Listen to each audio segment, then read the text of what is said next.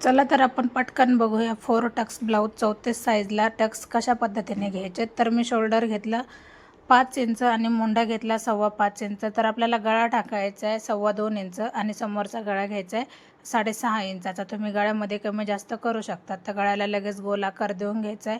आडवा Tux point घेतला मी 4 इंचावर आणि आपल्याला पुन्हा एकदा वर 1 इंचाचा टक्स घ्यायचा आहे आणि नंतर आपल्याला समोरचा 2.5 इंचावर टक्स घ्यायचा. बाकीचे अंतर ठेवून 1.5 इंचावर सगळे टक्स घ्यायचेत. अशा पद्धतीने आपल्याला ब्लाऊजला टक्स द्यायचेत आणि नंतर आपण क्रॉसपट्टीला आकार देऊन आपल्याला क्रॉसपट्टी कटिंग करायची.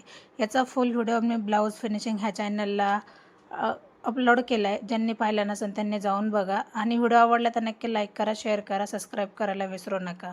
तर आपल्याला माझी पद्धत कशी वाटली नक्कीच कमेंट करा. जेवढा कमेंट येतील त्यानुसार आपल्याला नक्कीच व्हिडिओ बनवल्या जातील.